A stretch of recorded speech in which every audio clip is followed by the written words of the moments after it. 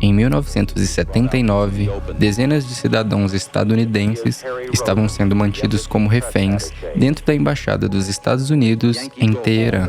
A exigência era direta. O ditador deposto e foragido deveria retornar ao país para que ele fosse julgado. Sem isso, os reféns não seriam libertados. Não havia prazo e também não havia negociação em andamento. Naquele momento, um jornalista americano conseguiu algo incomum: acesso direto ao líder da Revolução Iraniana, Ruhollah Khomeini. E essa entrevista entrou para a história. As respostas dadas ali ajudam a explicar como a guerra que vemos hoje, na verdade, começou há décadas.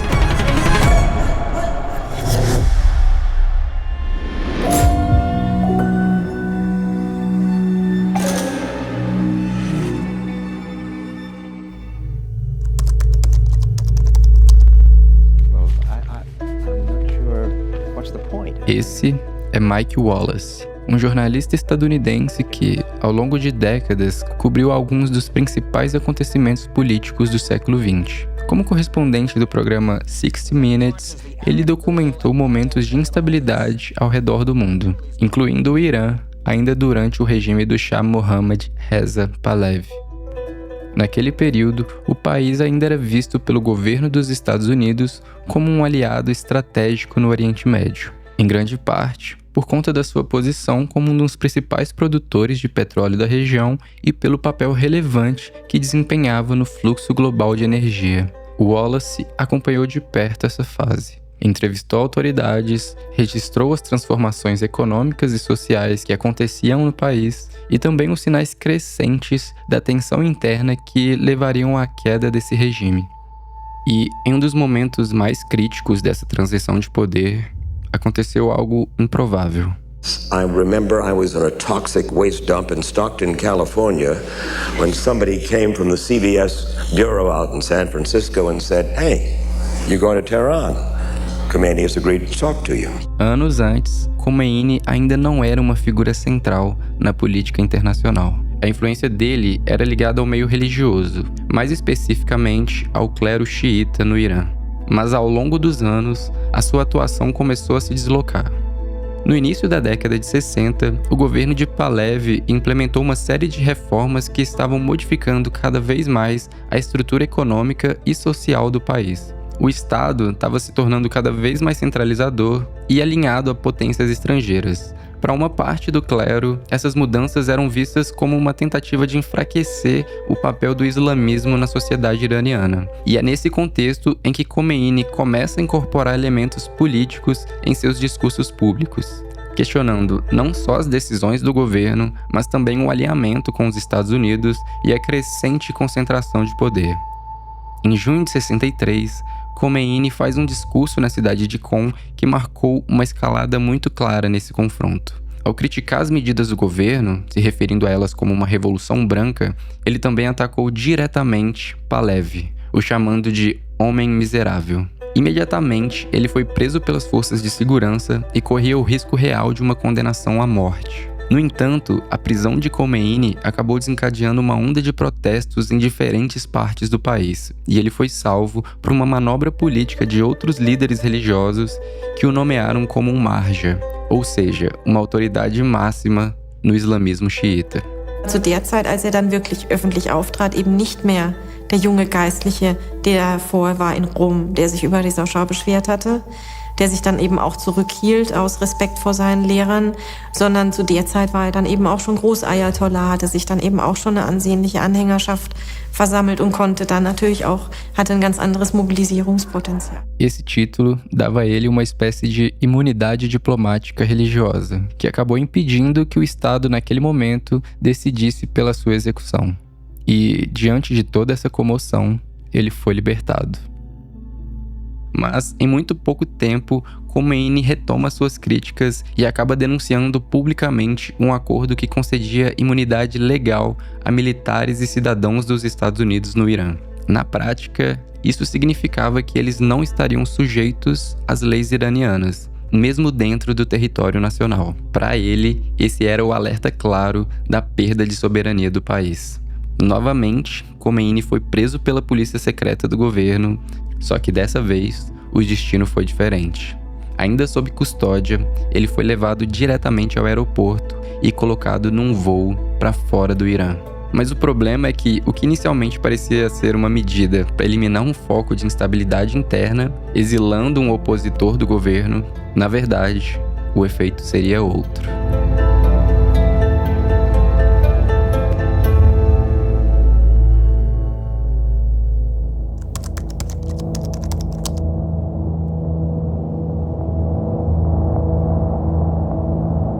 Durante o exílio, ao contrário do que o regime iraniano poderia esperar, a influência de Khomeini não desapareceu, ela apenas mudou de forma.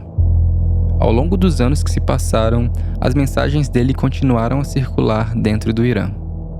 Os discursos que ele fazia passaram a ser gravados, reproduzidos e distribuídos por redes religiosas, mantendo a presença dele ativa, mesmo à distância. Com o tempo, esse alcance se expandiu.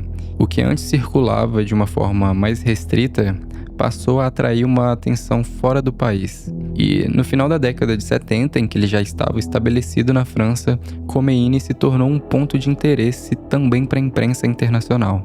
For the last 7 weeks, this small village, 20 miles to the south of Paris, has become the center of resistance to the Shah of Iran. It is the temporary residence of the man who symbolizes the religious opposition to the Shah and who guides the movement to overthrow him. Mesmo à distância, Khomeini já não era só uma voz da oposição. Ao longo de mais de uma década exilado, a influência dele tinha se consolidado dentro do país. E nesse mesmo período, o país continuava a passar por mudanças significativas. A receita do petróleo ainda impulsionava a economia, mas os efeitos desse crescimento não eram distribuídos de forma equilibrada. Na prática, havia uma forte concentração de renda e de privilégios, principalmente nos centros urbanos e entre os setores mais próximos do governo, enquanto outras camadas da sociedade permaneciam na sombra dessas transformações. و وزرای شاه جرأت نمی‌کردند به شاه بگویند وضعیت اقتصاد کشور خراب است. اینا همه ناشی میشد از این تغییر از بالا، اونم به شیوه استبدادی که پر از فساد بود و جنایت‌ها و کشتن روشنفکران، فراری دادن روشنفکران و خیانت، به لحاظی که ایران رو زیر سلطه بیگانه نگاه می‌داشت. Os grupos de oposição operavam sobre restrições severas e a atuação do Estado continuava limitando fortemente a participação política. E a partir de 1977, o cenário começou a mudar. Uma combinação de fatores ligado a dificuldades econômicas, pressão internacional por reformas políticas e o aumento da insatisfação interna abriu o espaço para uma nova onda de mobilização. Mesmo exilado, as mensagens de Khomeini passaram a circular ainda com mais intensidade dentro do Irã, não apenas criticando o regime, mas também ajudando a estabelecer uma linguagem comum. ما به هر شکلی که بود این بیانیه‌ها و اطلاعیه‌ها رو به این ور و اونور پخش می‌کردیم، نوار کاستش این ور و اونور می‌بردیم پخش می‌کردیم و خب اینها نوارهای کاست تا عمق روستاها هم می‌رفت. Isso acabou ajudando a unir os diferentes focos de insatisfação da sociedade em torno de uma mesma direção, agora atingindo escala nacional.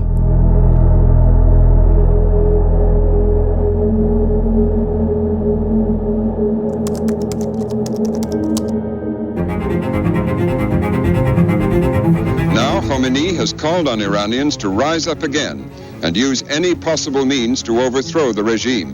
The stage is thus set for what could be the final and possibly bloody confrontation between the Shah and his opponents. Em 78, o que tinha começado com manifestações pontuais já estava afetando diretamente o funcionamento do próprio Estado. Diversas greves se espalharam por setores estratégicos da economia entre os funcionários públicos, trabalhadores industriais e principalmente o setor de petróleo. E isso começou a comprometer a capacidade do governo de operar normalmente, que continuava respondendo com cada vez mais repressão. For the first time I heard thousands of people say death to the Shah. E no final daquele ano, a instabilidade chegou no ponto crítico em que o governo perdeu o controle da situação. من نیز پیام انقلاب شما ملت ایران را شنیدم. تضمین می‌کنم که حکومت ایران در آینده بر اساس قانون اساسی، عدالت اجتماعی و اراده ملی و بدور از استبداد و ظلم و فساد خواهد بود. E foi assim que o sistema entrou em colapso e o Shah fugiu do país. Poucas semanas depois, em fevereiro de 79, Khomeini retorna do exílio e é acompanhado por grandes multidões.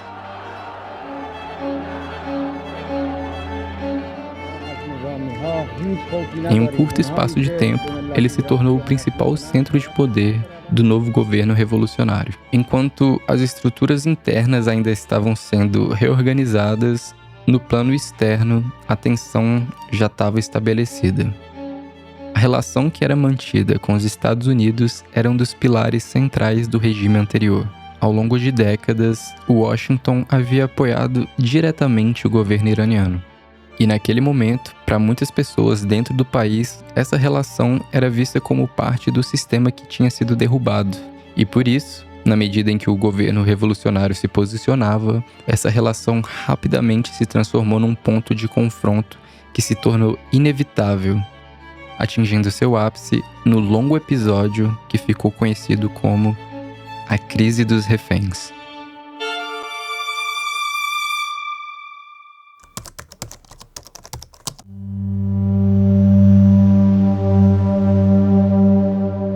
Iran's Ayatollah Khomeini today was interviewed by Mike Wallace, the first interview by an American reporter since the ordeal of hostages began.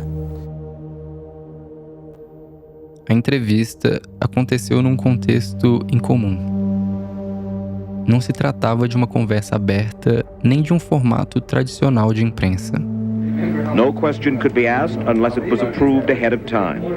No questions about Iran's internal politics. No questions about a lack of freedom under the Ayatollah. The interpreter said he would refuse even to ask the Ayatollah any questions that he, the interpreter, deemed inappropriate. Mesmo assim, o jornalista conseguiu levar a conversa para o ponto central da crise. Do you still say, Imam, that if the Shah, the ex-Shah, is not returned to Iran, that those American hostages in the American embassy compound will not be freed? Naquele momento, a embaixada estava ocupada por estudantes apoiadores da Revolução, em uma ação que inicialmente escapava ao controle formal do Estado. E por isso, uma posição oficial do novo líder seria crucial para definir não só o que aconteceria com os reféns, mas também como o governo revolucionário ia passar a se posicionar diante do mundo. In the name of God, the most merciful and gracious. This issue has to do with the people. The 35 million population of Iran want this, and we must investigate why the population wants the Shah returned. And unless he is returned, the hostages will not be freed. A resposta foi direta. A única exigência era o retorno do Shah ao Irã para ser julgado pelas ações cometidas durante seu governo.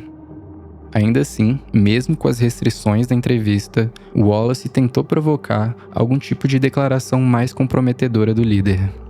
Imam, President Carter accuses your government of practicing terrorism and says that your regime will be held accountable if those U.S. hostages are harmed. The 35 million people of Iran are terrorists? Ask Carter. You interpret politics like this? You call our people terrorists? This is an insult to students and people across the nation.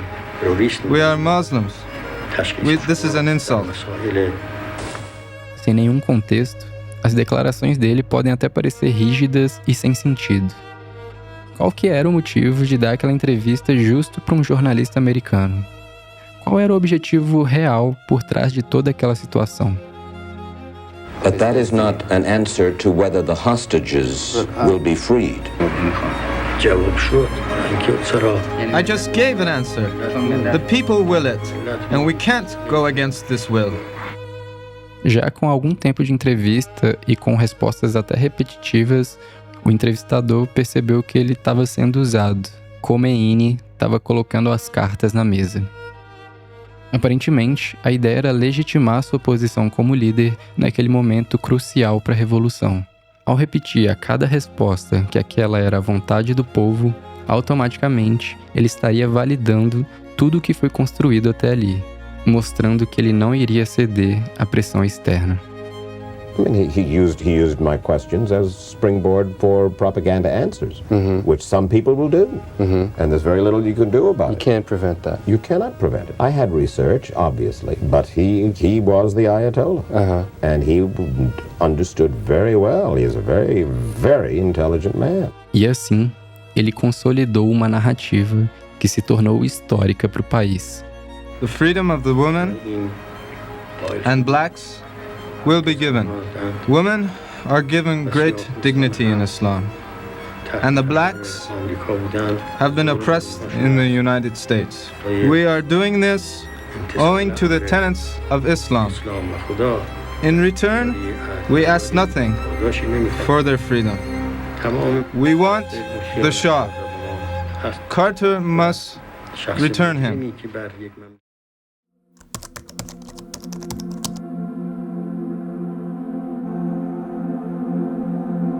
A crise dos reféns só foi se encerrar mais de um ano depois da entrevista com Mike Wallace. As negociações avançaram lentamente e sem um canal direto entre os dois países, e acabou gerando um impacto negativo para os Estados Unidos porque o episódio passou a dominar o debate público, gerando uma forte pressão interna sobre o governo por conta da incapacidade de resolver a crise.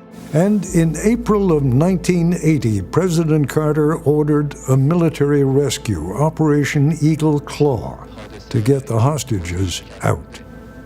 During a sandstorm, 2 of the aircraft collided and 8 U.S. soldiers died. The mission was aborted. 6 unmarked helicopters and the remains of the transport. Depois de 444 dias, o acordo final foi selado.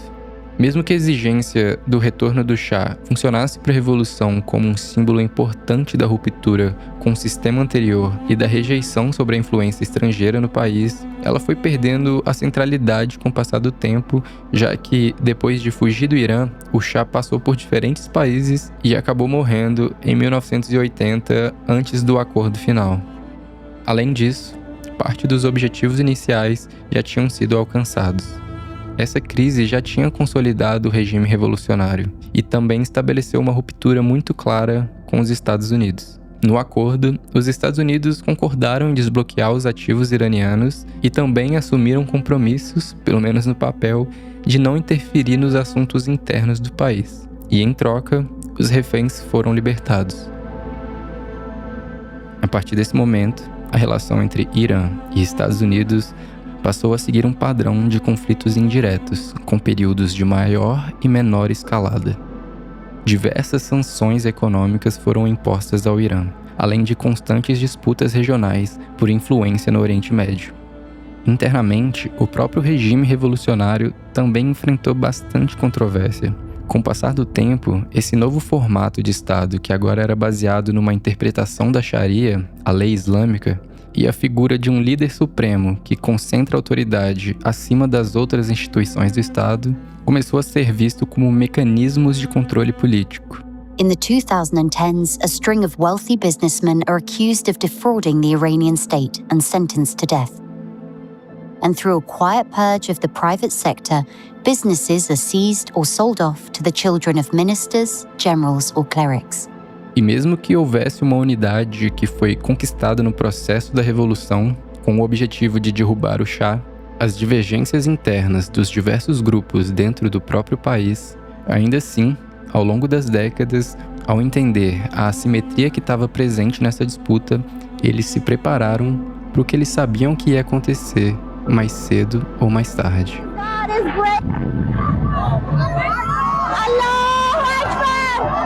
Did you see what just happened? An explosion really happened right behind me and people did not run away. They didn't fear. They just... Os eventos mais recentes, incluindo a chamada Guerra dos 12 Dias em 2025 e a escalada do conflito em 2026, passaram a ser interpretados por parte da sociedade iraniana dentro de uma lógica que combina política, religião e identidade nacional. Por isso, o confronto não é visto por eles apenas como uma disputa no campo da geopolítica, mas também como a continuidade de um processo histórico. Essa leitura reforça a percepção de que o conflito já vinha sendo construído ao longo das décadas. Os ataques realizados por Israel e Estados Unidos que resultaram na morte de lideranças importantes, em especial o sucessor de Khomeini, Ali Khamenei, e o bombardeio de áreas urbanas, incluindo uma escola infantil que deixou dezenas de crianças mortas, além do choque, provocou uma enorme revolta dentro do país. E assim, a pressão externa não enfraquece necessariamente o sistema, mas pode contribuir ainda mais para reforçar a coesão interna. So remember that the Iranians are Shia, and as such, it's a religion of martyrdom, of individual sacrifice for the greater good. The Shia are not afraid to die. And because their great religious leader, the Ayatollah Khamenei, was assassinated by the Americans and Israelis, they were motivated to seek vengeance, to martyr themselves for the greater good, to seek eternal paradise, okay? Jihad. É claro que aquela entrevista dada em 1979 não é capaz de explicar todos os acontecimentos que surgiram depois, mas ela acabou revelando algo fundamental, que a lógica que passaria a orientar a postura do Irã nas décadas seguintes seria baseada em 3 elementos centrais: a legitimidade interna acima da pressão externa, a resistência como estratégia política e a disposição para sustentar conflitos ao longo do tempo. E é por isso que o que se vê hoje não é só mais uma guerra no Oriente Médio, mas sim um episódio decisivo de uma rivalidade de décadas. E se você ficou até aqui e quer entender melhor por que conflitos como esses continuam a se repetir na região do Oriente Médio, é só clicar nesse vídeo que está aparecendo aí na tela. Ah, e não se esquece de dar um like e se inscrever no canal. Valeu!